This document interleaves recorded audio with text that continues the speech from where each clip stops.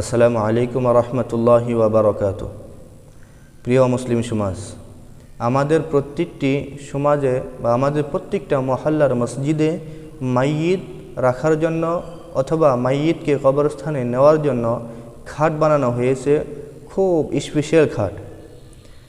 আর special খাটের মধ্যে মাইয়িতকে ঢাকার জন্য একটি চাদর রাখা হয়। আর চাদরের মধ্যে চাদরও আমাদের কিছু স্পেশাল হয়। তো স্পেশালের মধ্যে কিছু আমাদের ভুল হয়, আর সেই ভুলটা হলো যে চাদরের মধ্যে কালিমা তৈয়িবা বা চারকুল, অন্যান্য সূরা বা অন্যান্য কোনো কোরআনের আয়াত লেখা থাকে।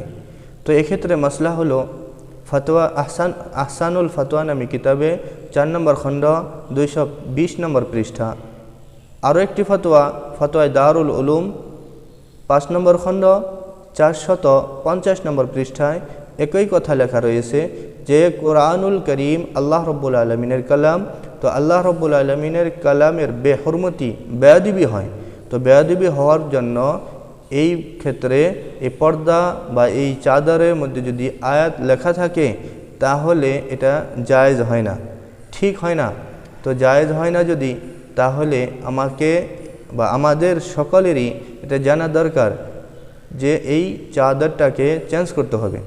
তো যে মহল্লা বা যে মসজিদের মধ্যে যে খাটের সঙ্গে কাপড় ইউজ করা হয়, আর সেই কাপড়ের মধ্যে যদি বা মুর্দা ঢাকার যেটা কাপড় ইউজ করা হয়, সে কাপড়ের মধ্যে যদি কোরআনুল আয়াত বা কালিমা তৈয়িবা লেখা থাকে তাহলে আমরা ইউজ করব না, কারণ এটা বেহরমতি হয় কালামুল্লাহ শরীফের অথবা কালিমা তৈয়িবার।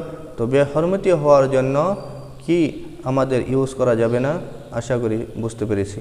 আসসালামু আলাইকুম ওয়া রাহমাতুল্লাহি ওয়া বারাকাতুহু।